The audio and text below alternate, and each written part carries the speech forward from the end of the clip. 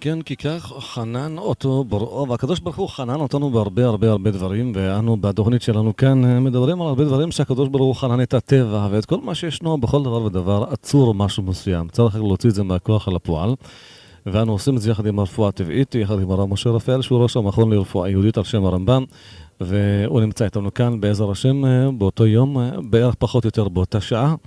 ואנו בנושא של בקרת המשקל דיברנו על הרבה הרבה דברים, והגענו גם למבצעים המיוחדים שהשארנו אותם כאן לפיניש. ואנו קודם כל לומר שלום לרב משה רפאל. שלום עליכם. רב משה רפאל, איתנו? כן. שלום עליכם.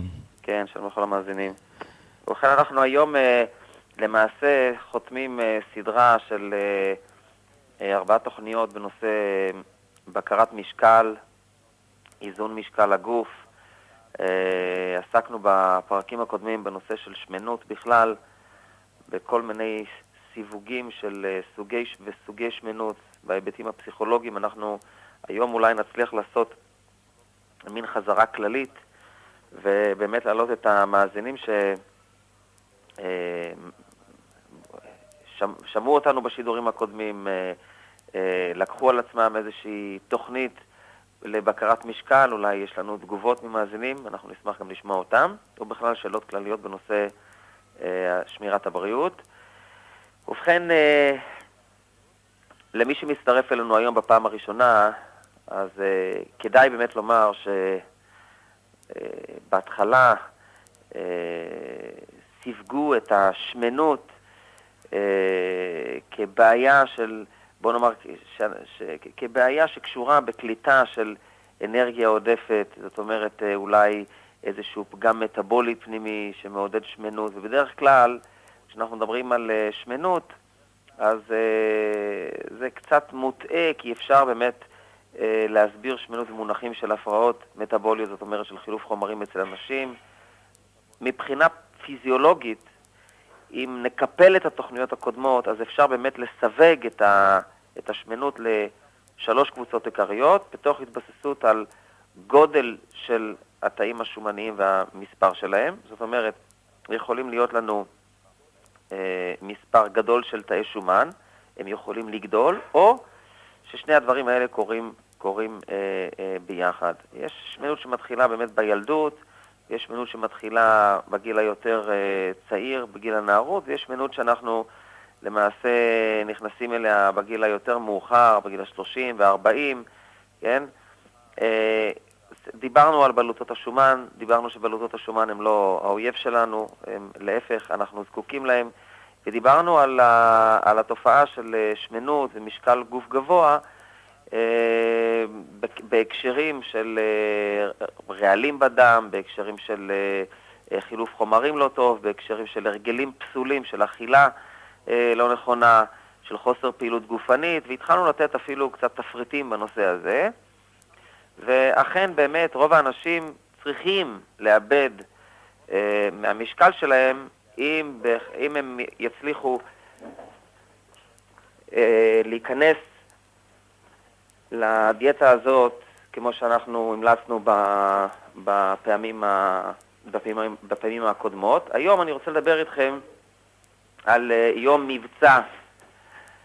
יום מבצע, שזה יום חשוב בתוך התהליך הזה של הדיאטה, של בקרת המשקל, של ניקיון הגוף מהרעלים, והוא מקביל למעשה גם כן להבראה הכללית שלנו.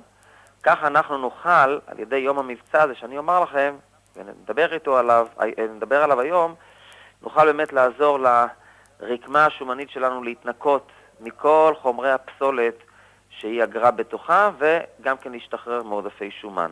כמובן שיום המבצע הוא יום שאנחנו למעשה נאמץ אותו, אחרי שאנחנו התרגלנו לארוחת הבוקר, לארוחת הצהריים, אחרי שהתרגלנו כבר להוריד את הרמות של הפחמימות, הסוכרים, הפחמימות המזוקקות, הקפה. אז אנחנו יכולים, אחרי שכבר רכשנו לנו את ההרגל הזה של אכילה יותר נכונה, של ארוחת בוקר בזמן, אם אתם זוכרים, לא לאכול לפני השינה, לאכול הרבה לפני שהולכים לישון, ממש סמוך לשקיעת החמה, ולא ממש ממש לפני השינה לאכול, ולא לקום בלילה ולאכול. אחרי שכל ההרגלים האלה הסתגלנו אליהם, וזה דבר שלא לוקח יום-יומיים, אלא זאת עבודה, תלוי באופי של האדם, בסוג הפעילות שלו, באורח החיים שלו. יש אנשים שלוקח להם ממש שבועות להגיע לתוצאות כאלה, להיצמד לתזונה הנכונה, ויש כאלה אז לוקח להם פחות זמן. בכל אופן,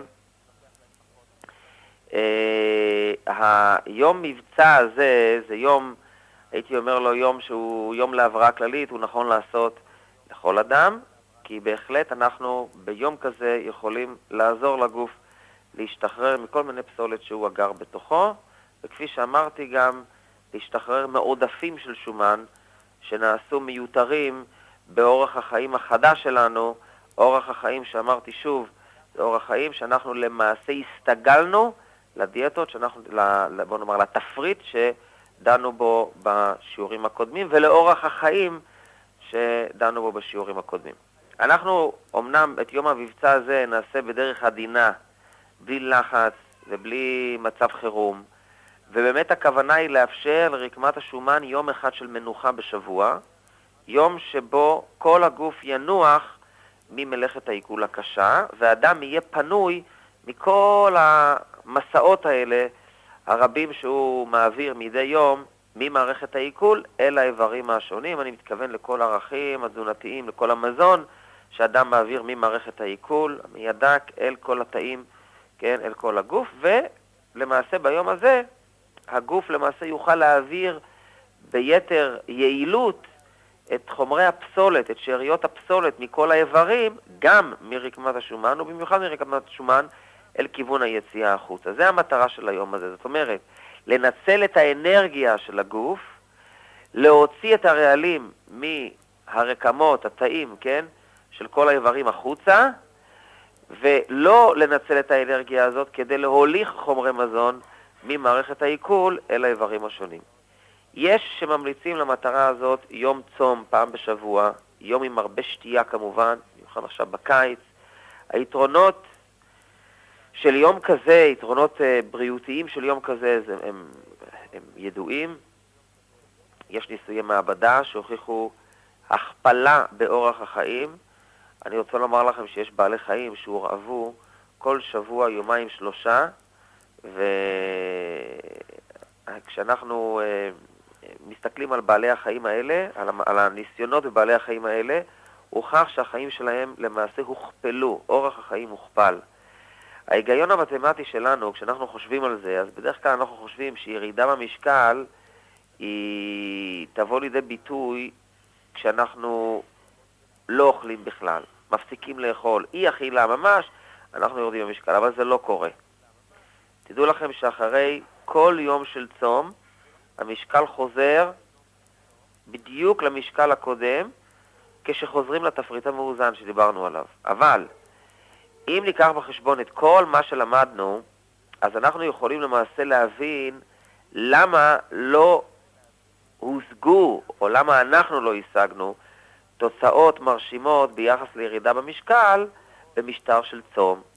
וגם אם היו הישגים כשעשינו צום, למה זה לא יחזיק מעמד? כי אני יודע שיש אנשים שעושים את הצום בוא נאמר אמצעי להורדת משקל, לבקרת משקל, אבל זה לא מחזיק מעמד. ולכן השאלה היא למה. אנחנו צריכים להבין שהרקמה של השומן, דיברנו עליה ארוכות בשיעור הראשון, שהיא למעשה מתנדנדת בין הימים של רעב ובין הימים של הסובה, נכנסת למשטר של אגירה. כן? אתם יכולים להאמין לאנשים שסיפרו לכם שהם לא אכלו כמעט כלום, והמשקל בכלל לא ירד. זה מה שקורה לדובים בקיץ, מה שדיברנו, כן? אם כן, הניקוי השבועי לא יוכל להתבצע בעזרת ימי הצום, כשהמטרה היא טיפול בבעיות משקל. אבל המשטר של תזונה קלה, שהיא לא מכילה פחמימות, היא לא מכילה חלבונים מרוכזים, זה יועיל מאוד לעיכול. תזונה שיש בה שפע של ירקות חיים, מבושלים. כמובן, צריך ירקות אורגניים. אני תמיד אומר, בואו נתחיל קודם ירקות רגילים, אחר כך נדבר על הירקות האורגניים. היום קשה לי לומר את זה. אני רוצה לומר לכם שבדוח של מבקר המדינה, בנושא חקלאות בכלל בארץ, נוסף לכל הגנבים למיניהם, עטורי השמות והשמות הטובים והמשרות המכובדות, מצאנו גם כן הרבה פסולים והרבה בעיות בנושא הריסוס בארץ. בארץ אנחנו מרססים הרבה מעבר לתקנים שהם מחמירים בארץ במיוחד.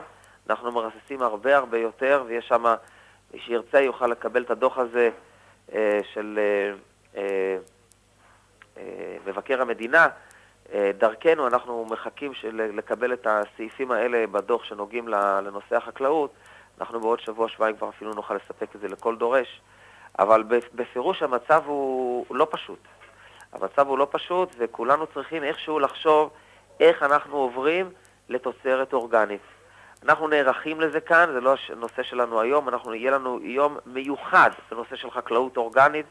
אנחנו אולי אפילו נשתף מומחה לחקלאות אורגנית, מייסד החקלאות האורגנית בארץ, מריו לוי, ואנחנו נדבר על כל ההיבטים שקשורים בנושא של חקלאות אורגנית, גם אפילו בהיבט הכלכלי, ואיך אפשר לאכול דברים אורגניים, אוכל בריא, מזין, ללא רעלים, במחירים, מה שנקרא מחירי הקרן, במחירים שהם אפילו יהיו יותר נמוכים ממזון רגיל שאנחנו קונים ברשתות המזון הגדולות, אבל זה אנחנו נדבר בפעם הבאה. כרגע אני אומר, שאם אנחנו נתנקה, כן, במשטר של תזונה קלה, שוב, בלי פחמימות מזוקקות, בלי סוכר, בלי קמח לבן, כל מזון שיש בו סוכר וקמח לבן הוא לא טוב לנו, בלי חלבונים מרוכזים כמו בשר, שומן, כן?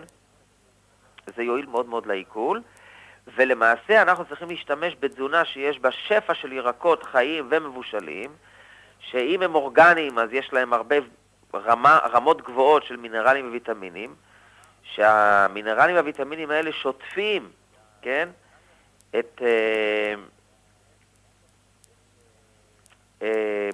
שוטפים את התאים, כן, בעזרת הדם, כן, את כל רקמות הגוף ממש. ולפני שאנחנו בכלל ניגשים ליום המבצע הזה, הלכה למעשה, צריך לדעת עוד נתון אחד מאוד חשוב, על ההתנהגות של רקמת השומן, כן? זה נתון שאם לא נדע אותו, יהיה קשה בכלל להבין או לאמוד את ההצלחה של התוכנית הזאת, כן? תוכנית יום המבצע הזה, כן? כשאנחנו משחררים מולקולות של שומן מהתאים, מהרקמות, כן? אל הנוזלים של הלימפה. מי שלא יודע, נוזלי הלימפה זה נוזלים שמקיפים את כל התאים בגוף. ובעזרת הנוזלים האלה מתבצע חילוף החומרים, שזה למעשה החומרים שיוצאים דרך הקרום של התא, כל הגוף שלנו בנוי תאים, כן? יוצאים מהקרום של התא וחודרים דרך הקרומים של כלי הדם אל זרם הדם, כן? ולהפך, מהדם דרך הקרומים והנוזלים שמקיפים אותם אל תוך התא. אז כשאנחנו למעשה עושים את יום המבצע הזה, כן? אנחנו צריכים להבין שכשמשתחררים המולקולות של השומן מתאי הרקמה אל נוזלי הלימפה, כן? זה מתבצע בשני שלבים. בשלב הראשון יש לנו מסר פנימי בגוף שאנחנו צריכים תוספת של אנרגיה, והרקמה מתבקשת למעשה לשחרר מולקולות של שומן אל הדם למטרה הזאת. מולקולות השומן מתחברות ביניהם בעזרת מולקולות של מים, כן? והן למעשה מתנקות, כן? בעזרת המים האלה, והן גם מתנתקות זו מזאת בעזרת המים ומשחררות את המים. אחר כך הן עוברות בקלות אל המחסומים הקרומיים, כן? בואו נאמר, בלשון הפשוטה אומרים, המשקל הראשון, כן? שנושר זה רק מים, כן? אבל זה נכון, זה נכון. כי זה משתחרר בעזרת מים. רקמות השומן משתחררות בעזרת מים ומתנתקות בעזרת מים, כן? מולקולת השומן עצמה עדיין מתעכבת, והיא מחכה לפחות עוד 24 עד 48 שעות כדי לצאת. זאת אומרת, זה מתבצע בשני שלבים. גם כן מה שאנחנו צריכים לזכור, שהרקמה של השומן לא מתעסקת כשאנחנו עושים נניח יום של מבצע, או אנחנו הולכים על דיאטה נכונה, לא אורח חיים נכון, זה לא כאן ועכשיו. רקמת שומן לא מתעסקת עם כאן ועכשיו, אלא רקמת שומן דואגת תמיד לעתיד, לעונה הבאה, לשנה הבאה, למצב החירום הבא. תזכרו את הדוגמה של הדובים, כן? למצב החירום הבא, חס ושלום, כן? לכן, גם אם היא לא ממהרת לנדב את מולקולת השומן, הרקמה הזאת, היא צריכה לראות מה יהיה מחר ומחרתיים, ולערוך שקלול של כל הנתונים. ואם ההזקה באמת מוצדקת, אז המולקולות של השומן המוכנות למעשה יצאו לדרך. זה דבר מדהים מה שקורה. ואני רוצה לומר לכם שלא מעט אנחנו פעמים רואים מטופלים שלמעשה הם קורבנות של דיאטות חריפות מאוד, שפגעו קשה מאוד במשק הנוזלים של הגוף וברקמות השומן, שלא נתנו לה אפשרות לגוף לעשות את זה בשני שלבים, כן? ומטופלים כאלה עוברים ממצבים של השמנת יתר אחר כך, ממצבים של דיכאון, עד למצבים קשים מאוד של הצטברות של דם במוח, שפשוט דרך ניכורים במוח או דרך חוט השדרה שואבים את המים האלה, אובדן ראייה כתוצאה ממים במוח, או כתוצאה מבצקות במקומות שונים, כי הכנסנו את הגוף לסטרס מאוד חזק, ופגענו במשק הנוזלים, כמובן גם כן במשק השומן, ברקמת השומן. ולכן צריך מאוד מאוד מאוד מאוד להיזהר מכל מיני דיאטות חריפות. אני נגד דיאטות חריפות. גם הרמב"ם נגד דיאטות חריפות. אין מושג כזה בכלל. זה מושג מערבי שהמקור שלו למעשה הוא בתרבות יוון, תרבות הגוף, כן? זה לא דבר יהודי וזה לא דבר נכון, זה לא דבר בריא, זה דבר של אנשים יהירים שרוצים הכל כאן ועכשיו. תזכרו שהחיפזון הוא מן השטן. צריך למעשה להבין שהגוף עובר תהליך מסוים, כשאנחנו נותנים לו עוד שדר, כן? אנחנו רוצים להוריד במשקל, רקמת השומן כל הזמן עוסקת בשקלול כמה שומן להוריד בכל פעם, ואנחנו צריכים להתעזר בהרבה סבלנות כדי להשיג תוצאות טובות, שבעתיים לא נגרום למעשה לאיזשהו שינוי, או שינוי מצב, כן? בבריאות שלנו בחל ושלום נלקה באיזושהי בעיה בריאותית. הרב משה, יש למעשה שתי שאלות ככה רק גם להבהרה, מתוך כדי הדברים שאנו שומעים גם לצורך המאזינים. השאלה הראשונה זה, אני אשאל את שתיהם את שתי השאלות בבת אחת. השאלה הראשונה קודם כל את המושג הזה שנקרא פגיעה במשק הנוזלים, מה פירוש? המשק הנוזלים בכללותו ובפרטותו בנושא שעליו מדובר, זו השאלה הראשונה. כן. והשאלה השנייה, כשדיברת על הנושא של השומן, על מצב שלמעשה רק החלק יותר הממי של השומן בשלב הראשון יורד, ולאחר מכן, לאחר 28 שעות... אני לא שומע מה השאלה השנייה? לגבי הנושא של השומן, שלוקח לו, השומן יש לו, מה שנקרא, הגוף שלנו יש לו בקרה מאוד מאוד מתוחכמת על הנושא של השומן, ובשלב הראשון הוא עוד לא מספק את האנרגיות שהוא צריך לספק אותם, כמו שהוא יעשה את זה לאחר 28 שעות, במידה ויראה שעדיין חסרה אנרגיה לגוף. אז נושא השאלה למעשה להבין, אם כך זה עובד, איך בונים את זה במסגרת בקרת המשקל עליה דיברת, כדי שבכל זאת גם נוכל לאכול מצד אחד, וגם מצד שני שנוכל להפעיל גם את הרקמה של השומן, שהיא מה שנקרא תדלל יותר. כן, כן. ראשית, בנושא משק הנוזלים. באמת כשאנחנו נכנסים לדיאטות חריפות, צריך להבין שבאמת התוצאה הראשונה שאנחנו משיגים למעשה, זה עיבוד גדול של נוזלים.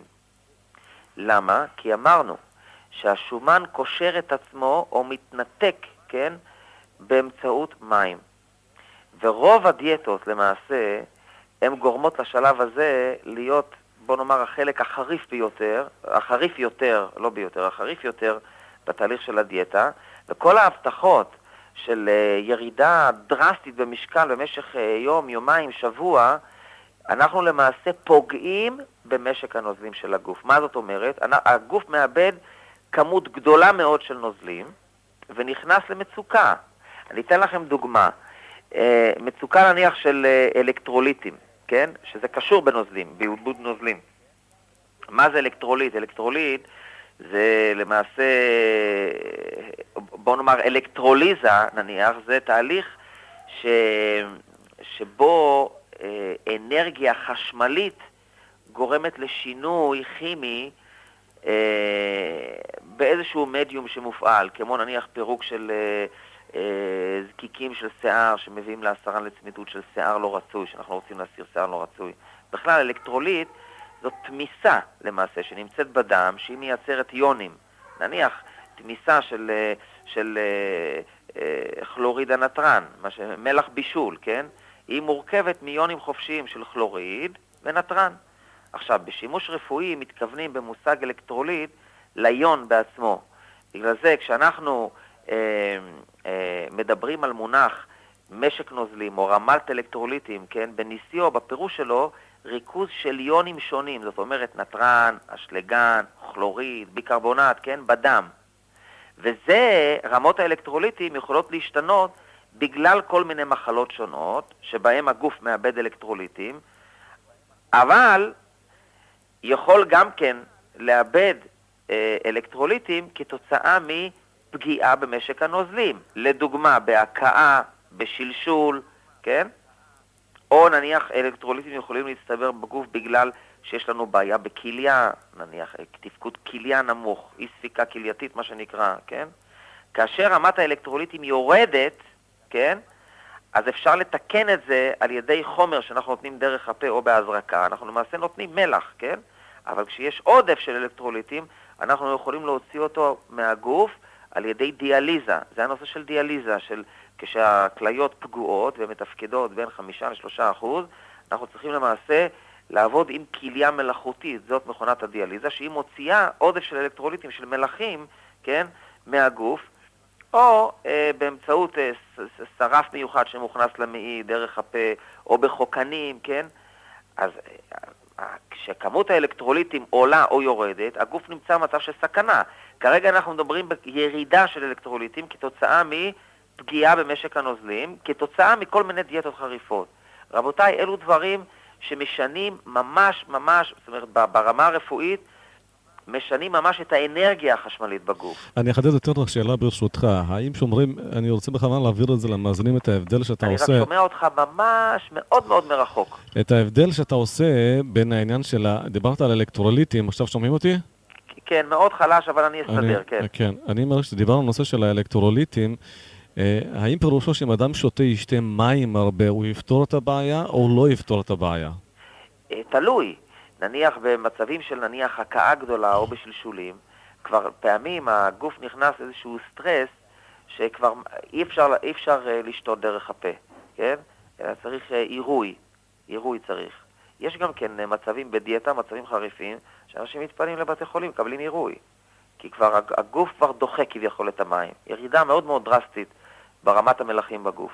אבל בדרך כלל, כשאנחנו מדברים על, בוא נאמר, על ימי הקיץ, על ימי המבצע האלה כשאנחנו מדברים, בפירוש כן. בפירוש השתייה, דבר חשוב מאוד. חשוב מאוד. כן, זאת אומרת שנבין את זה שעל ידי השתייה, אנו כן יכולים לשמור על משק הנוזלים בגוף. בוודאי שכן. כן. וזה בתנאי שלא נכנסנו כבר למצב מצוקתי, שאז השתייה כבר כביכול לא נקלטת טוב באמצעות השתייה, זאת אומרת, הנוזלים לא נקלטים טוב באמצעות שתייה רגילה, ואז אנחנו צריכים התערבות של רפואית ולקבל את זה בעירוי או בזה. לכן, מאוד מאוד מאוד צריך להיזהר. אני הבנתי גם שיש הרבה מאוד אוהדים של רדיו שמח, אני שומע את זה, אני רואה את זה במכתבים שאני מקבל, אני עדיין לא דיברתי לכם, זה הרב רוני, אבל קיבלתי השבוע לתיבת הדואר, בשמחה כל כך גדולה 4 מכתבים, ואני מתכוון להשיב לכל אחד ואחד במכתבים שלו. אני רואה אבל שיש מאזינים שהם עדיין לא שומרים תורה ומצוות, ומאזינים ומתחזקים בעזרת הרדיו, ואני קיבלתי, אחד המכתבים שקיבלתי, מה לעשות, הנה כחביב הימים, שהולכים לבריכה, הולכים לים, ורוצים להיראות טוב. תסלח לי אותה מאזינה, שאני אומר את המושג הזה עכשיו של השם ירחם על מחשבה כזאת, אבל אני אכתוב לתשובה בעריכות, אבל שוב, אלו מצבים שבכל קיץ, האישה שכתבה לי את המכתב הזה, אנחנו שומרים בעילום שם, בכל קיץ היא הייתה עוברת דיאטה חריפה, ובעקבות השיעורים האלה שלנו, היא כבר רוצה משהו יותר טוב, כי הדיאטות כבר מתחילות להפריע לה מבחינה בריאותית. אלו דברים שצריכים להבין. אדם שרוצה להרזות מהר, מבחינה פסיכולוגית הוא נמצא במצב של סכנה. כי אין כזה דבר. התשלום של זה מבחינה בריאותית הוא תשלום כבד למדי, ובפרט שאנחנו מדברים על עונת הקיץ שרוצים לעשות את זה, כן? זה דבר שהוא יכול מאוד מאוד להזיק, ופעמים הנזקים הם כמעט בלתי הפיכים. לכן צריך הרבה לטות אוזן ולהקשיב כדי לא לעשות שטויות. הבריאות היא מאוד מאוד חשובה, ופעמים אדם שרוצה להיראות יותר טוב בחברה, ולהוריד מעצמו מספר קילוגרמים טוב, להרגיש גם טוב, להקל על כאבי הגב שלו, ועוד הרבה סיבות למה להוריד משקל. צריך לדעת שהדרך הנבונה ביותר היא לעשות את זה בשלבים. כי אם אנחנו נגיע לעשייה חריפה, אנחנו יכולים להכניס את עצמנו למצב, חס ושלום, שלא רק שלא נוכל להיראות טוב בחברה, אלא לא נוכל להיראות בכלל. נהיה ממש במצב שלא נוכל לתפקד גם כן כרגיל. כן, רוני. אני רוצה לשאול, אם אני מגדיר את מה שאתה הולך לומר בצורה נכונה, רק תאשר לי אם זה נכון מה שאני אומר או לא. כן. מה שאתה הולך לומר לגבי עניין של בקרת משקל היא למעשה כיצד לשמור על רקמת השומן, ומצד שני גם כיצד לדלל אותה באופן כזה שתישמר. נכון. זה ההגדרה הנכונה? נכון מאוד. יופי, אז אם זו הגדרה נכונה, אז אני אחזור לשאלה שלי עכשיו הקודמת. היות ועכשיו דיברת על בקרת משקל, ודיברנו על מה לא לאכול, ועל מה כן לאכול, ואיך, וימי המבצע, ועוד כמה דברים נוספים שאתה הולך גם לומר כנראה בהמשך. כן. אם תוכל להסביר, במקביל למה שאמרת עכשיו, שהדבר, זאת אומרת, הדיאטה הדרסטית, או הניסיון הזה לעשות את זה בצורה דרסטית, זה יכול לפגוע בהמון דברים.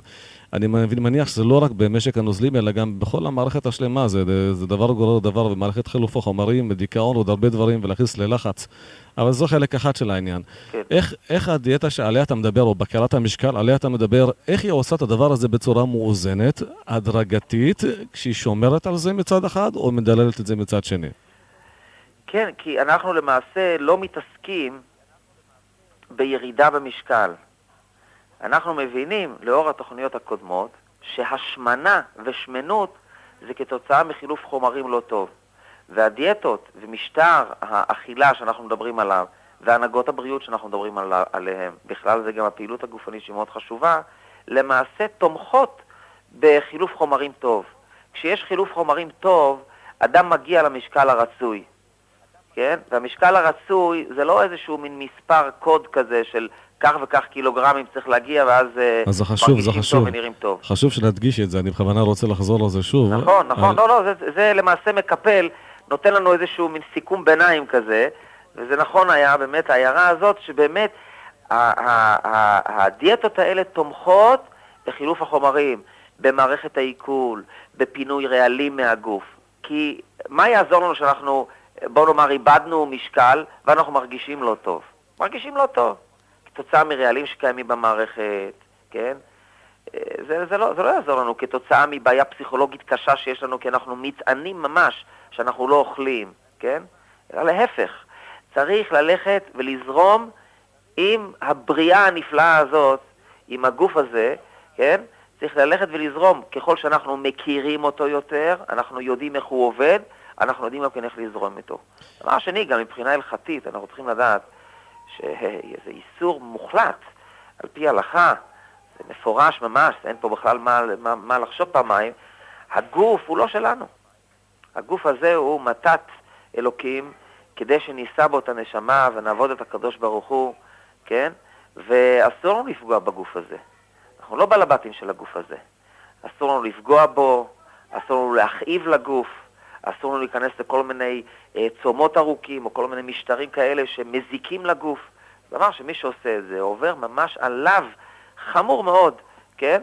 מדאורייתא ממש, כן? ולכן גם זה מוסיף מימד, אולי את הבסיס, לעשייה שהיא נבונה, ולעשייה שהיא נבונה בדרך כלל אין תופעות לוואי לא רצויות, אלא הכל מתנהל מה שנקרא על מי מנוחות, והתוצאות הן בדרך כלל טובות. גם מאבדים את המשקל, אבל גם מרגישים טוב, מבלי להזיק לעצמנו.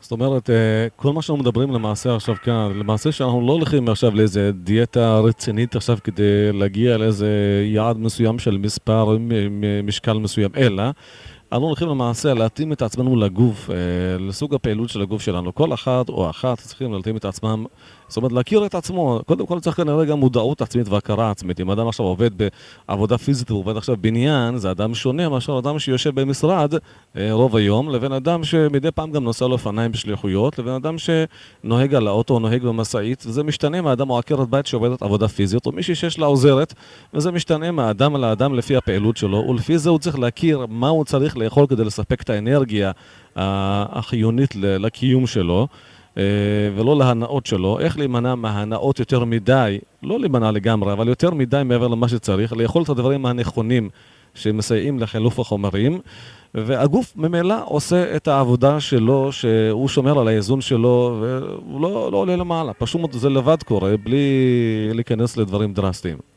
נכון, נכון מאוד. אני רוצה לומר לך, זה חשוב, הדברים האלה שאתה משמיע, למעשה דברים שהם מכניסים אותנו למעשה למסגרת של ראייה יותר נכונה בכלל של הגוף שלנו. כל הנושא הזה של בריאות וחולי, לגבי התופעה עצמה, כן? לפעמים נראה במלאכת הרפואה, כך כותב דרך אגב הרמב"ם, פרקי משה, זה מאמר השישי, אם אני לא טועה, כן? לפעמים נראה במלאכת הרפואה מקרים שכשאנחנו נראה אותם בבריאים, הם יורו על חולי, וכשנראה אותם בחולים, הם יורו על הבריאות. נניח שינה, הרבה שינה, כן? שינה שקועה, מה שנקרא שינה עמוקה, שבן אדם לא הורגל בה, שהוא לא רגיל. כשזה יקרה לבריאים, זה יורה על חולי. כשזה יקרה לחולים, זה יורה על בריאות, על הבראה. גם כן תאוות המאכל, כך כותב הרמב"ם, ותאוות המאכל החזקה, כשתקרה לבריאים, הוא מקום חשש ומופת על חולי, וכשיקרה לחולים, יהיה עוד משובח. כן? ועוד נמצא במלאכת הרפואה, הרבה דברים שהטבע שלהם הוא בטבע הזה. זאת אומרת, תיאבון מוגבר אצל חולה מראה על החלמה, אבל תיאבון מוגבר אצל בריא, וזה מצביע על שיבוש בבריאות. זה פשוט שיבוש, כן? מצביע על ליקוי בבריאות, כן? שינה מרובה אצל חולים, זה מראה על סימן החלמה.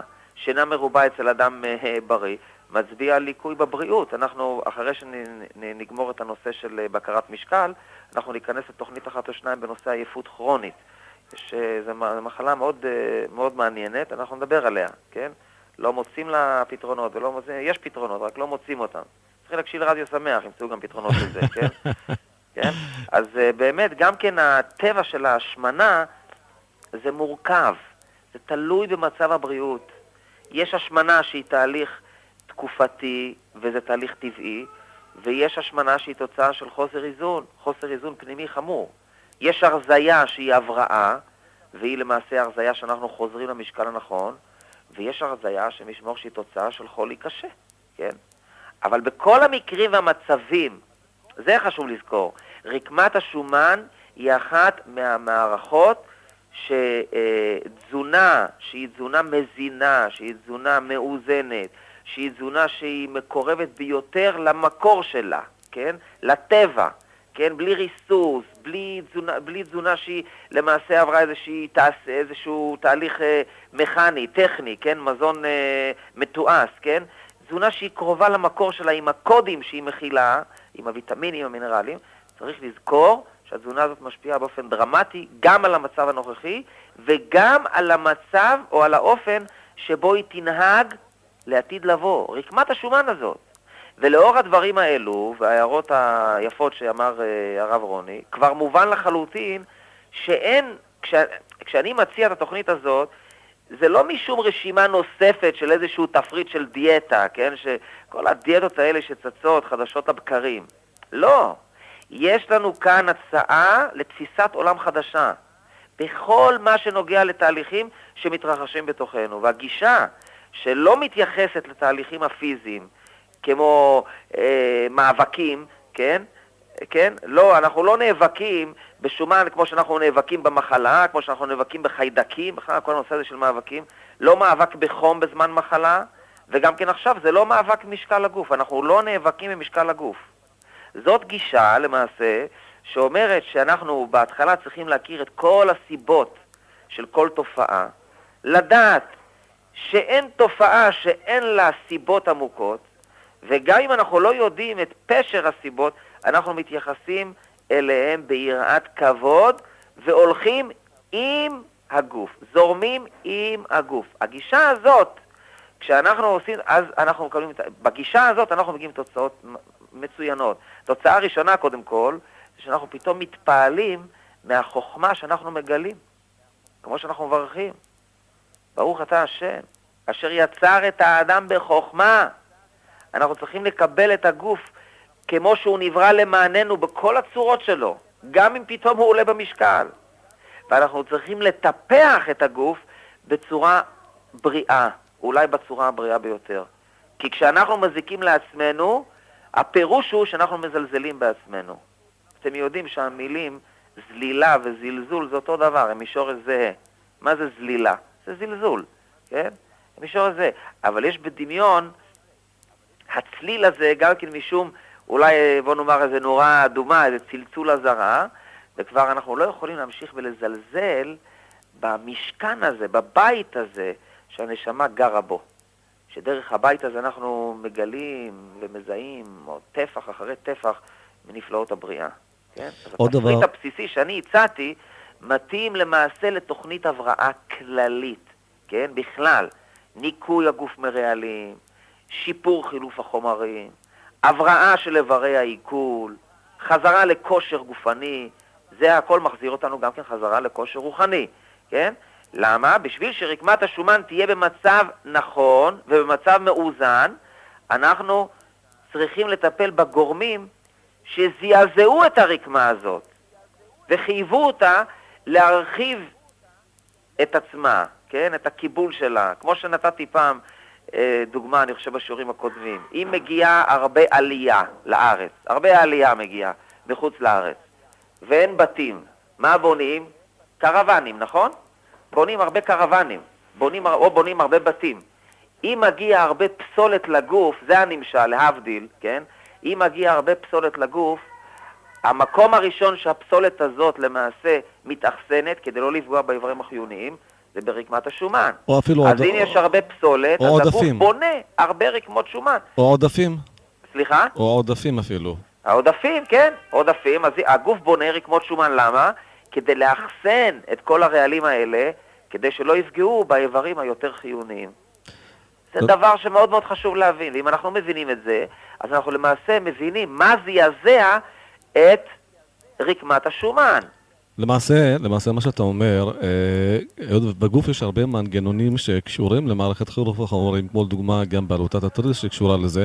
למעשה האדם הופך את עצמו לעוד בלוטת תריס אחת גדולה, אבל תחת ביקורת אחרת, שהיא במזון הראשוני, עוד לפני שיעשו השאר האיברים את התפקוד שלהם.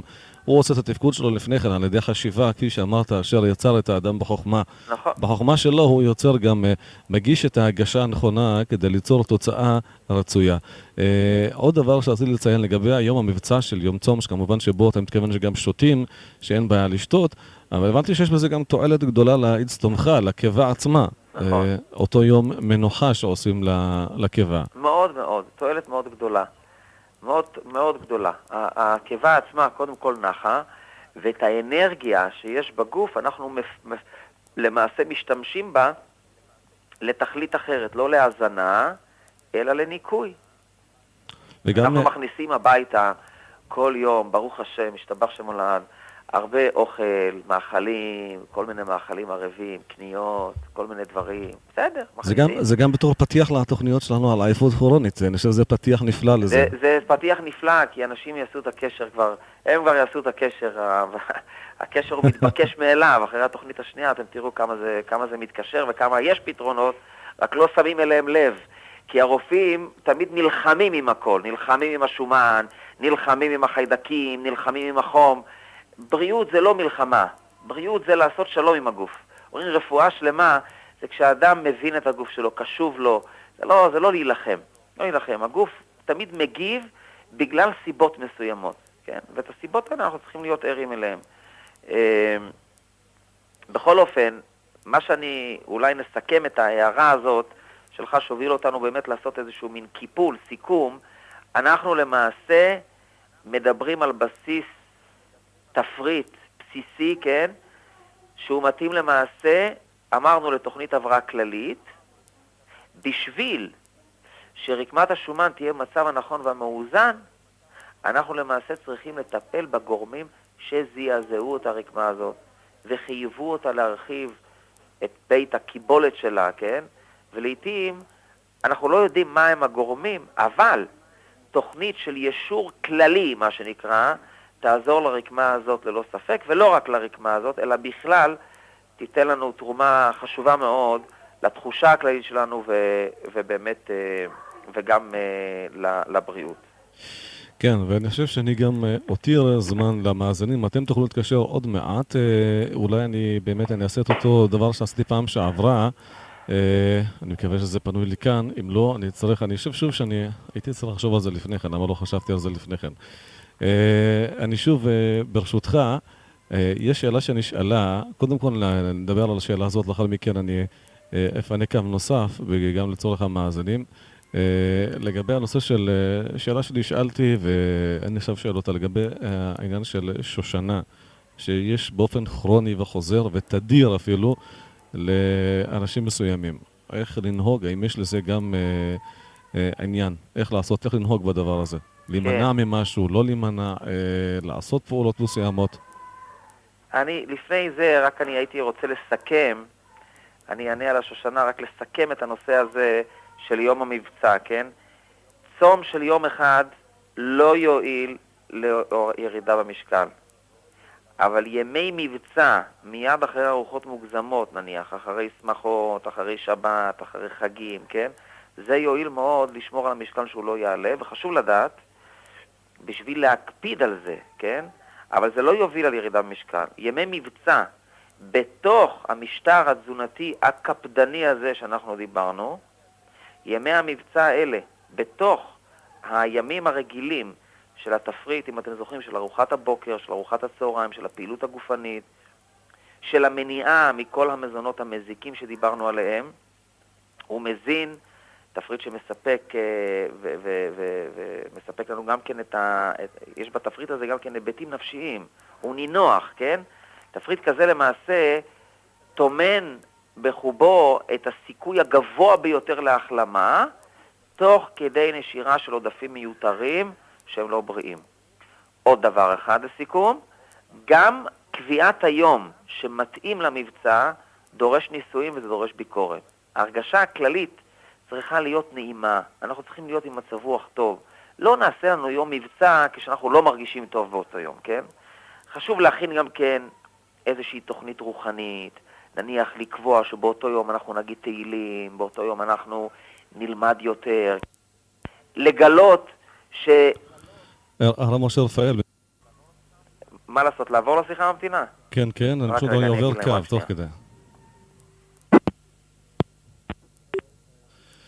כן, אתה איתנו. אני איתכם. כן. בסדר גמור.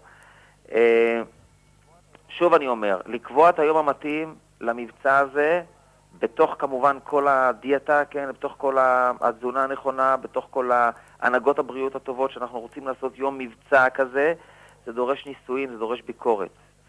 ובאמת ההרגשה הכללית שלנו צריכה להיות מצב רוח טוב. חשוב גם כן אמרתי להכין תוכנית רוחנית, לגלות שאנחנו לא חושבים בכלל על אוכל באותו יום. אנחנו עסוקים בפעילות של חסד, אנחנו עסוקים בפעילות נניח של קריאת תהילים, אנחנו עסוקים בפעילות של לימוד.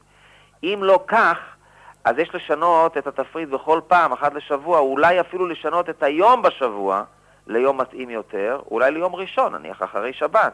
זה יום מתאים לעשות מין יום מבצע כזה. ואז כשאנחנו נמצא את התוכנית המתאימה ליום המבצע, ואת זה גם כן רק אחרי ששאר ימות השבוע הם מאוזנים מבחינת התפריט, כן? רק אז תהיה בידינו באמת התוכנית הנכונה לאיזון המשקל. לא להתחיל יום מבצע מבלי שאנחנו אין לנו תוכנית טובה, קבועה, של תזונה נכונה, כפי שאמרנו בשידורים הקודמים. אחרי שהתרגלנו לתזונה, אז אנחנו נכנסים ליום המבצע. עכשיו לא נותר לנו אלא לשים את מבטחנו בקדוש ברוך הוא. שהקדוש ברוך הוא ימלא את כל משאלות ליבנו לטובה. אמן. מעכשיו יהיה לגוף שלנו התנאים האידיאליים להגיע לאיזון מקסימלי שיתאים לבריאות של כל אחד ואחד מאיתנו. ואם נקבל עלינו להיות מרוצים ממה שאנחנו נשיג, אז גם כן מבחינה נפשית, הרוח שלנו תסייע לנו לתהליך ההבראה. מה זה תהליך ההבראה? על איזה תהליך הבראה אני מדבר? אני מדבר על תהליך הבראה של 1. שיפור חילוף החומרים, 2. שיקום והבראה של איברי העיכול שאצל רובנו פגומים, ו3.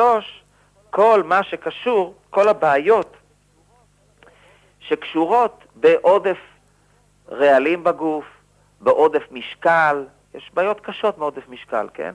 כל אלו בוודאי יתמוגגו לנוכח הנהגות הבריאות החדשות שאנחנו בעזרת השם נקבל על עצמנו.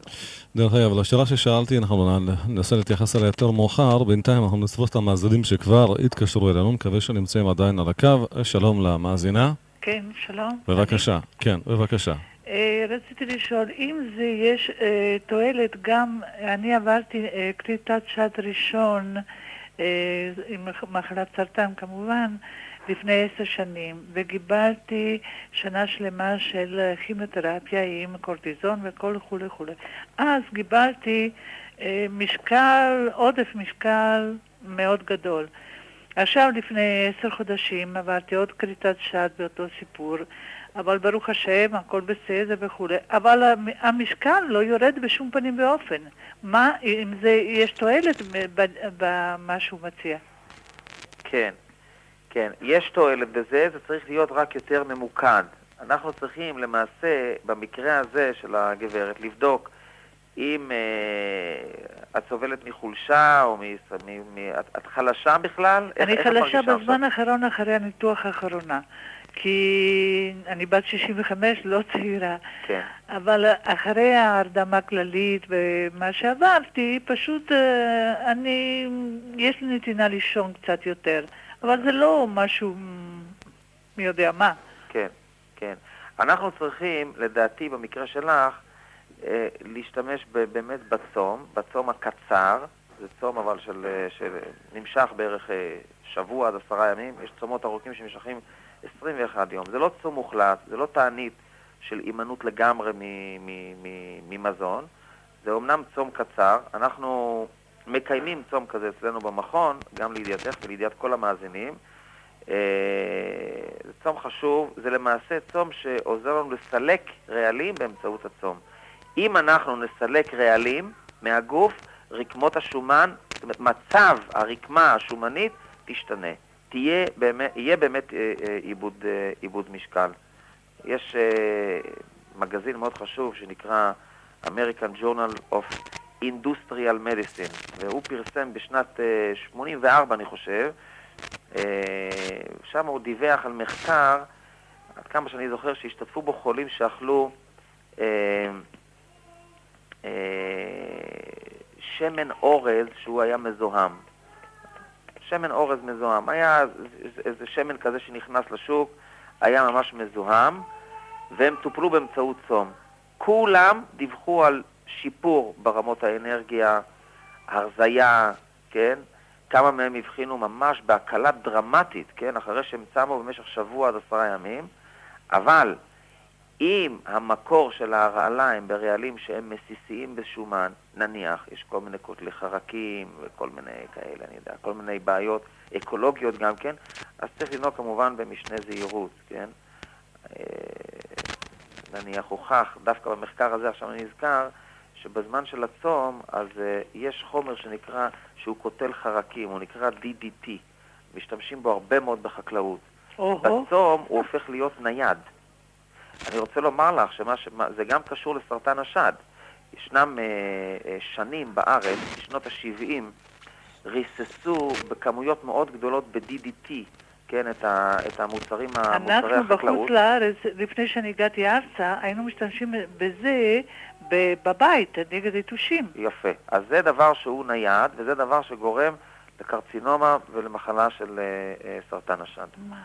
וההצטברות שלו בדם יכול גם כן להרעיל, השם ישמור גם כן את מערכת העצבים.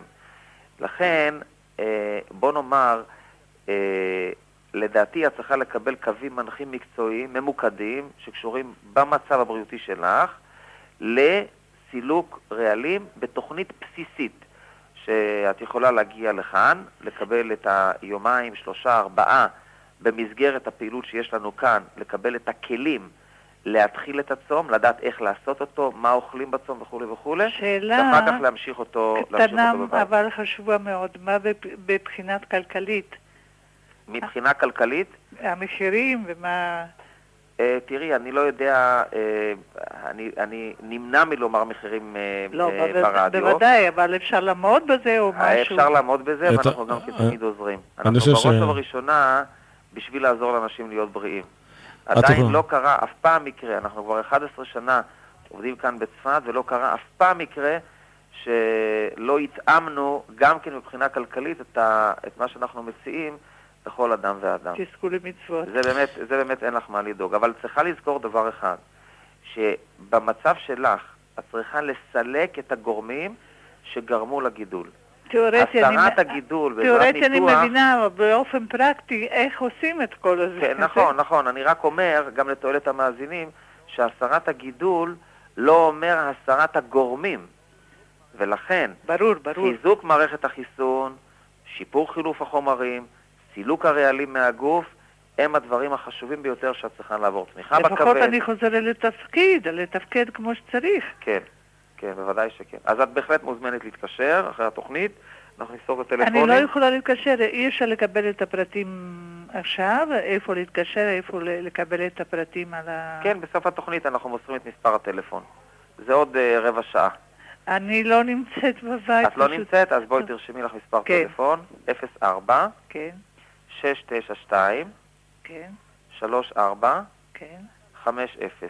כן, אבל אני בתל אביב, איך אני מגיע אין שום בעיה, אנחנו גם מגיעים לתל אביב, אנחנו ביום שלישי הקרוב בתל אביב. יופי. אם תצרי איתנו קשר מחר, כי כרגע המשרדים סגורים, אנחנו נקבל אותך ביום שלישי, ונטפל בהכל. גם בבעיה הכלכלית, אין לך מה לדאוג. הכי חשוב שתהי בריאה בעזרת השם. תזכו למצוות, תודה רבה לכם. כל טוב. שהשם יברך אתכם. אמן, תזכו לעשות, תודה רבה למאזינה. אני מניח שיש לנו עוד מאזינים, אני אעלה בינתיים את המאזינים שיש לנו. בבקשה. מספר הטלפון שלנו, לאלה שמתקשרים, יש כאלה שכבר יודעים את מספר הטלפון, כבר מקדימים לפני כן, אבל אתם עולים ישר לשידור, ואני מבקש לשאול את השאלה ישר בשידור. אין צורך להזדהות למי שרוצה לשאול, והמספר שלנו כאן הוא 0988714111. שלום למאזין או מאזינה. ערב טוב. שלום, בבקשה. רציתי לשאול את הרב משה רפאל בקשר לפריטין, לברזל. כן. אצלי הברזל עומד כיום על 10.90. כן. והפריטין, המחסנים אצלי עומד על 19. כן. רציתי לשאול, איך זה מבחינה פיזיולוגית, האם לא צריך הברזל, זאת אומרת, צריך להתמלות קודם בקיים ואחר כך ללכת למחסנים? זה לא ככה? לא, זה ככה בדרך כלל, בדרך הרגילה, רק כנראה שאצל הגברת יש בעיה של קליטת ברזל. אחת הפתרונות להשיג, בוא נאמר, הטבה בנושא הזה של קליטת ברזל, כן. זה לעבור לצריכת ברזל באמצעות הומאופתיה. יש 2 פורמולות של ברזל. כן. אני כרגע לא נותן המלצה, אני נותן כרגע ידיעה, כן? כן. יש 2 פורמולות של ברזל ברמה ההומאופתית. אחת, המקור הוא מנחושת, זה נקרא קופרום, והשני זה המטיטה. המטיטה, כן? זה המטייט, זה גם כן מקור של ברזל. כשאנחנו מקבלים את הברזל בפוטנס, אני גם כן מבין, אני לא רוצה לנחש, אז אני אשאל שאלה. האם כשאת לוקחת ברזל, את צורכת ברזל, יש לך תחושה לפעמים של סחרחורות, של חולשה? לא, אני לוקחת את זה כטיפות, אבל כבר אני הפסקתי לקחת את זה, כי אני מעשירה את התפריט שלי עכשיו ביותר ברזל. מותרת, סלק ירוק, סלק אדום. חשוב. וויטמין C. כן, ויטמין C אחרי זה, לקליטה טובה זה ויטמין C. נכון, נכון מאוד, וחשוב גם כן לאכול כל הירקות, ירוקי העלים. הירוקים, כן. כן, ככל שהירוק כהה יותר, יש יותר ברזל. אז זה סלק הירוק והטרד. הסלק הירוק, הטרד הם מקורות מצוינים. וגם הפטרוזיליה. וגם הפטרוזיליה, נכון. כל מה שירוק, ממש כל מה שירוק זה כלל, יש בו רמות גבוהות של ברזל. מה זה ברזל? זה הכלורופיל, זה הדם של הצמחים. ולמעשה הצמחים האלה הם מזינים את הדם שלנו. אבל מה קוראים לאי ספיגה? לאי ספיגה, זאת אומרת מהירה, זאת אומרת איטית מאוד. צריך לבדוק את זה. צריך לבדוק את זה, יש מספר בדיקות שצריך לבצע, אחת מהן נניח זה תרבית צואה, יש בדיקות דם שעושים, תרבית צואה למציאה של נניח מציאות של פטריות פתוגניות, יכולות גם כן להפריע לספיגה של ברזל, וזה אני שוב פעם חוזר כבר כמה וכמה שידורים, שזה כבר מבחינה של מגפה, לא רק של ברזל, אלא בכלל של מינרלים וויטמינים, כן? כן. ישנה תופעה שנקראת תופעה של פטריות פתוגניות, שהן למעשה נוצרות במערכת העיכול, וכאשר הן קיימות, הן מפריעות, יש ליקויים חמורים בספיגה של ערכים תזונתיים, במינרלים, בוויטמינים, צריך לבדוק את הנושא הזה. בכל אופן, מה שאני מציע לך... אם אני אוכלת שום ובצל, זאת אומרת, למערכת העיכול, זאת אומרת, לא יהיה את הפילים של משהו בבצוע. שום זה מצוין, זה מניעתי, אבל אם כבר יש, צריך גם כן לטפל בזה במניעה של מאכלים מסוימים, ובאכילה של מאכלים אחרים, עם תוספות גם של צמחי מרפא, שלמעשה מחסלות את אותה פטריית שמר. זה דורש בדיקה, זו בדיקה מאוד פשוטה, שאנחנו בדרך כלל שולחים בדואר את כל הערכה של הבדיקה, אתם מבצעים את הבדיקה בעצמכם, שולחים את זה למעבדה, מקבלים תוצאות, מגיעים אלינו, אבל עוד לפני הבדיקה צריך לבדוק באמת, אולי נוכל לראות באמצעות בדיקה פשוטה של ציפורניים או גלגל העין, יש בדיקות שיער שאנחנו גם כן מבצעים, ואז אנחנו יכולים למעשה... למעשה הציפורניים אצלי עכשיו פחות או יותר התחזקו, בהתחלה היה לי מוגלובין של 7. כן, כן, כן. עכשיו עליתי ל-10.90. כן, זה טוב, זה בסדר, זה סימן שאת עושה דברים נכונים. בכל אופן צריך... אני עובדת על זה. סליחה? אני עובדת על זה. נו בוודאי, זה נראה בתוצאות. זה באמת כל הכבוד. סום מלא גם, תחינה. כן. נו, נראה לי שאת כבר יודעת מה לעשות. כן, יש לי ספרים, קניתי גם ספרים מקצועיים. יפה מאוד. כן. יופי. אוקיי, תודה. תודה לך. תוכלי רק להצטרף גם לתוכנית של אלה שעוסקים ברפואה, ותוכלי גם להשתמש בזה, שיהיה לך כלי עזר כמובן. את זה נפרסם בסוף. יש לנו עוד מאזינה למעשה, מאזינה, שלום. שלום, המאזינה איתנו? מאזינה? היא איתנו או לא? הלו? אולי המאזינה בתענית דיבור. לא. לא? יום צום, אתה יודע מה זה חשוב, גם יום צום. תרתי משמע בפה יום צום. המאזינה איתנו? טוב, תכף נראה. לא איתנו. אז טוב, אנחנו מפנים את הקו למאזין אחר. שלום. שלום למאזין, מאזינה? הלו? כן, שלום, בבקשה. יש לי שאלה בקשר לאישה שדיברה כאילו לפניי. יש לי שאלה, אני מניקה ויש לי חוסר דם ורציתי לשאול, חוסר ברזל, סליחה, ורציתי לשאול מה יכול לעזור לי כאילו בצומות, כי מאוד קשה לי. כן, לא, קודם כל שאלה חשובה. דרך אגב, הרב משה, כן. אני חושב שכדאי להבהיר את זה, שאנשים שומעים צום, הם חושבים צום זה לא לאכול שום דבר ולא לשתות שום דבר. כן, אני מתכוונת בתענית. לא על זה הוא דיבר. הוא לא דיבר על התענית שלו, לא שום דבר. זה מושג מסוים שהוא הסביר שזה לא כל מה שמצוי, אלא רק מה שרצוי. בכל אופן, למקרה הספציפי הזה, קודם כל, מזל טוב, מגיע לך מזל טוב. כן, תודה. מה נולד, בן או בת? בן.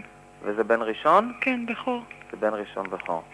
תזכו לגדל אותו בעזרת השם, תורה ולמצוות. אמן. תזכו ממנו הרבה נחת. אמן. בעזרת השם. נחת יהודי. אמן. בעזרת השם. עכשיו תראי, התופעה הזאת של ירידה בכמות הברזל בזמן ההנקה, היא ניתנת לטיפול, ואין לך מה לדאוג, אני אתן לך עכשיו כמה המלצות. כן. מה שחשוב רק שתדעי את, וכל המאזינים ששומעים, שכל מה שקשור בצום, ומה שקשור בשינויים דרסטיים, כן, בנושא התזונה, צריכים להיות בצורה מאוד, קודם כל צום, אסור לתת צום לנשים הרות ולנשים מניקות. זה איסור בתכלית. אף אחת שלא תעשה את זה. ומכאן השאלה ברוכה, כי לא עמדנו ולא נתנו דגש על זה, אבל בהשגחה פרטית אמרת, לכן נשים מניקות לא תעשינה צום, זה אסור.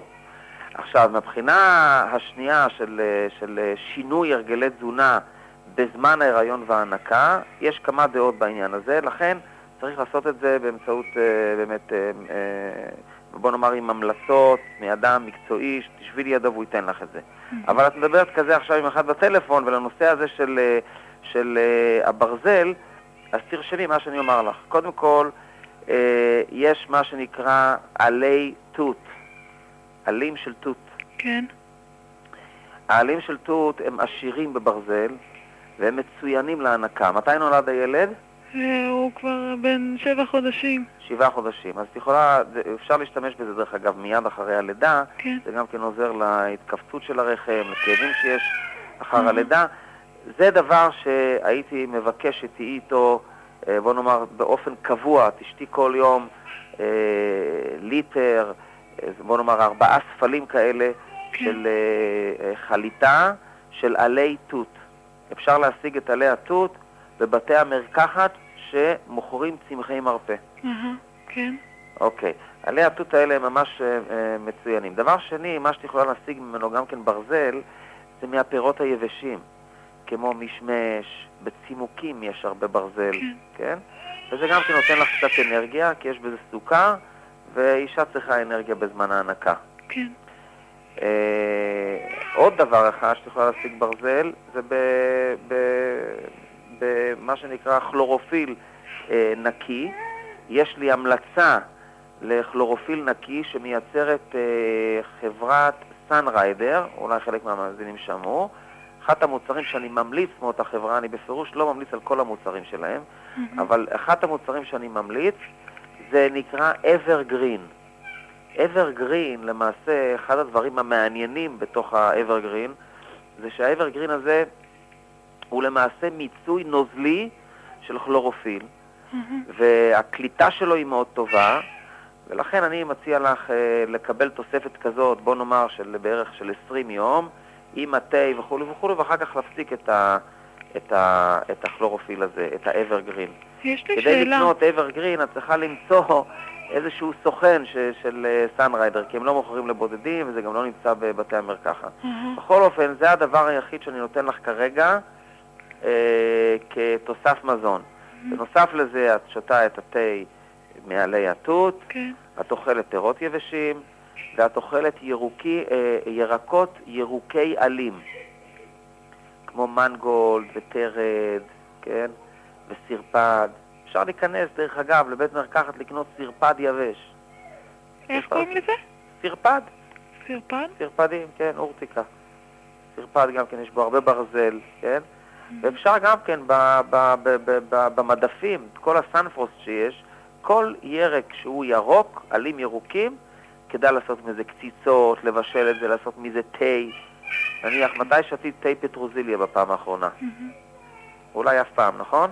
אף פעם. וזה טעים, זה טעים מאוד. יופי, גם טוב לכליות. וזה טוב לכליות, ואפשר לקחת תה פטרוזיליה, להוסיף לו כפית דבש ולשתות, ותראו שזה דבר מאוד טעים.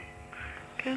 ויש לי שאלה, בצום נגיד, בתענית, יום כיפור, איך אני יכולה כאילו שיהיה לי חלב, וכאילו שאני תפקד?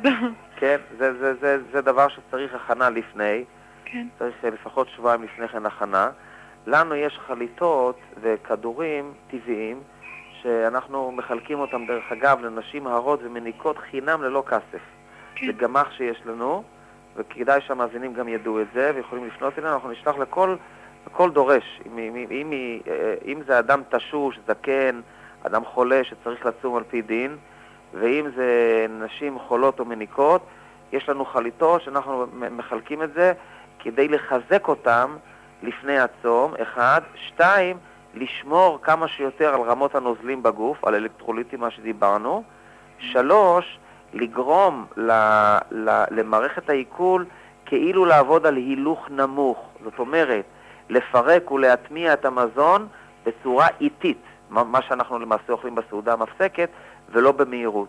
זה דבר שהוא עובד בצורה יפה מאוד, ואני אשמח מאוד אפילו אם הרב רוני יזכיר לי, לפני הימים הנוראים, בעזרת השם, לפרסם ברדיו שמח, ותוכלו אפילו באמצעות הרדיו, באמצעותנו להזמין, ואנחנו נשלח לכם בדואר, אפילו אולי נעשה איזה נקודת חלוקה, מרכז הארץ עם הרדיו, נשלח שם איזושהי כמות לאנשים שהם הרות, אנשים זקנים, תשושים. זו שאלה טובה, והנה, את מהירה אותנו ומעוררת אותנו בזמן. וכדאי שתדעי את זה. יופי, תודה רבה. תודה למאזינה, תודה רבה, תודה, כל טוב ורפואה שלמה גם. שלום למאזינה. הלו, כן, בבקשה. שלום. שלום וברכה. יש לי בעיה, אני קרובה לגיל 50, כן. וכבר לפני 4 שנים גילו אצלי חוסר סידן, ואמרו שזה רמה של אוסטרופוזיס. עשיתי בדיקה של צפיפות העצם, אני עושה כל שנה, ומפעם לפעם זה הולך ויורד, למרות שנתנו לי כבר את הקלציום, ואני לוקחת הורמונים, ולמעשה אין שום שיפור. השבוע עשיתי עוד פעם בדיקות של איסוף שתן, 24 שעות, ובכל כן. זאת יש את הירידה המשמעותית של הסידן, אז מה עושים? תראי, את הסידן, זה דבר שלא מטפלים בו בצורה, אין תוצאות מהירות באוסטאופורוזיס ובהפרעות בקליטת סידן בכלל. אני זוכר שאני פעם דיברתי בתוכנית לגבי בכלל כל התוספות שצריכים לקחת, לא רק תוספות של סידן, כדי להגביר את רמת הסידן בגוף. אני במקרה הזה הייתי רוצה לראות, עשו לך פעם בדיקה לצפיפות עצם? כן, אני עשיתי כבר 3-4 פעמים. ומה התוצאות? התוצאות גרועות מאוד. גרועות מאוד. לא, אני הייתי לוקח את השיחה הזאת באמת ועונה לה בחדר, ב4 עיניים. כן, אז זהו. אני נותן לך... איך אני מגיעה? יש לנו ביום שלישי קבלת קהל בתל אביב, את מוזמנת. בהחלט מוזמנת. אנחנו נמסור את מספר הטלפון אחרי עוד לא הרבה זמן, נמסור מספר הטלפונים, בסדר?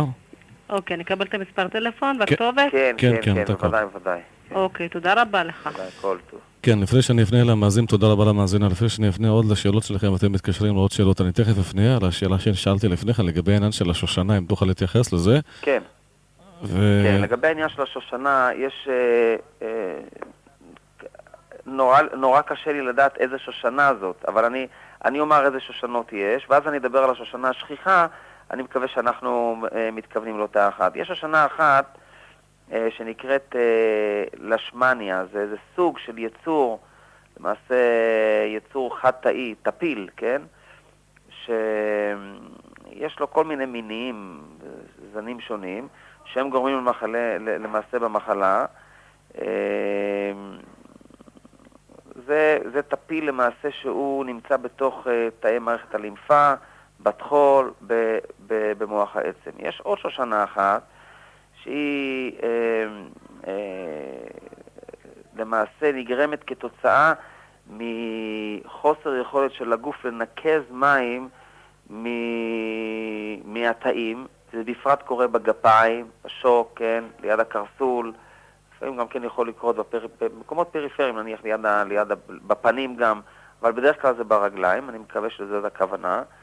והכליות למעשה מתקשות להוציא את הנוזלים מהתאים שם, כי אלו הם המקומות היותר רחוקים, בוא נאמר. הרגליים הם הרבה יותר רחוקים, כן, מהלב, מהכליות, ואז מצטבר מים בתאים, ואז המים האלה הופכים להיות מים מעופשים, וכשהם הופכים להיות מים מעופשים, הם יכולים לגרום גם כן לדלקת, או לדלקת שנגרמת כתוצאה של חיידק, כן, סטרפטוקוקוס אפילו, כן, ואז יש עלייה של חום, תשישות וכו' וכו' וכו'.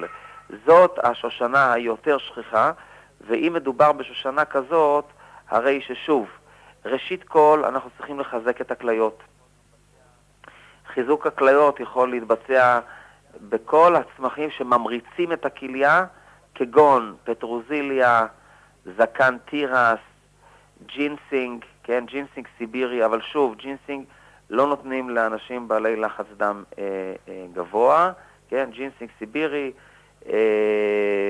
2, אנחנו צריכים למעשה לקחת קואנזים 10 לחיזוק פעילות הלב, Q אנזיים 10, קואנזים 10. אפשר לקבל את זה בבתי המרקחת בלי מרשם.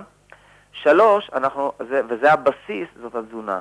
התזונה צריכה להיות דלת פחמימות, בלי קמח בכלל, בלי סוכר בכלל. ולמה? כי הקמח והסוכר למעשה הופכים את הדם להיות יותר צמיג. הם מרעים את המצב, כן? צריך ממש תזונה דלת סוכר לחלוטין, דלת פחמימות מזוקקות, צריך לעשות הליכה כמה שאפשר, פעילות גופנית, עיסוי, כן, בעזרת שמנים מניעים כמו שמן לימון, שמן לבנדר, שהם שמנים שמניעים, שעוזרים למים לנוע באותו מקום.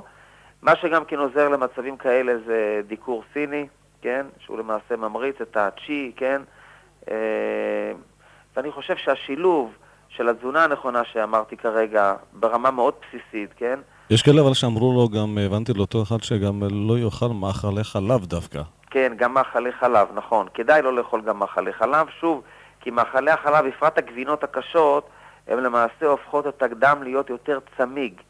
ואז קשה הניקוז מאותם מקום שיש את השושנה, הניקוז של המים, הוא הופך להיות יותר קשה. זאת אומרת, תזונה צמחית למעשה. כן, למעשה תזונה צמחונית קלה, ללא פחמימות מזוקקות, ללא שומנים, כן? זאת אומרת, לא סוכר, לא קמח, לא דברים שומניים, לא חלבונים מרוכזים, בשר, אדום וכו' וכו'.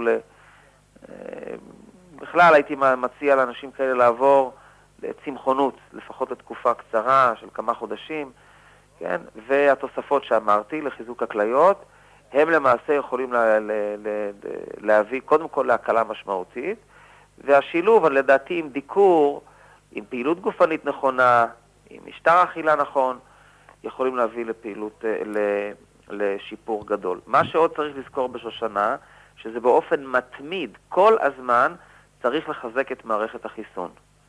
צריך לחזק את מערכת החיסון. אני לא אתן את זה כרגע כאן ברדיו, אבל אם תתקשר אליי אותה מאזינה, לטלפון שנמסור, תשאיר לי את הכתובת, אני אשלח לה מרשם, במקרה הזה חינם ללא כסף, אני אשלח לה מרשם של חיזוק מערכת החיסון. איך מחזקים את מערכת החיסון?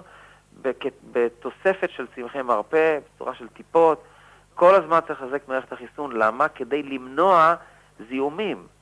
כי שוב, יש בעיה של מים מעופשים במקומות שיכולים לגרום זיהומים, ותמיד צריך מערכת חיסון חזקה כדי להתמודד עם מצבים כאלה. כי אם כבר נוצר זיהום, המצב הוא מסוכן, שלא לדבר על הכאב, שלא לדבר על אי הנוחות. ויש איזה סוף לדברים כאלה? הטיפול הזה הוא מצליח לגמור את העניין הזה? הטיפול הזה, אני רוצה לומר לך שבחיי, ברוך השם, אני טיפלתי לאורך שנים רבות מאוד באדמו"ר מן הדבורנה, זכר צדיק לברכה, שלמעשה א' ראש חודש סיוון הוא יום פטירתו, נפטר לפני 2 ואני טיפלתי בו בשושנה... תראה איך זה עולה. כן, טיפלתי בו בשושנה הרבה שנים. אני זוכר שכשהתחלתי לטפל בו היו לו אשפוזים חוזרים ונשנים בפרט בעונת החורף, וכשהתחלנו את הטיפול למעשה, האשפוזים היו פעם אחת לכמה שנים, ובדרך כלל הוא הרגיש טוב. למרות שאצלו, צריך לזכור, אצלו כשהכרתי אותו, מצב השושנה היה כבר במצב מאוד מאוד מאוד מאוד מתקדם. אז היה יותר קשה. אבל למרות זאת, ברוך השם, עם החוכמה שהקדוש ברוך הוא חנן אותי, בעזרת השם עזרנו אחד לשני, זה היה הדדי לעבוד את הקדוש ברוך הוא בלי כאבים, כמה שניתן. וזה טיפול, זאת אומרת, יש לי בזה ניסיון. אני רוצה לומר לכם גם שהרגלים של אדמו"רים, זקנים, בנושא תזונה, מאוד מאוד מאוד מאוד קשה לשנות, והשתדלנו מאוד בעניין הזה, וברוך השם, בעזרת השם הכונן דעת, בעזרת השם זכינו לתוצאות טובות.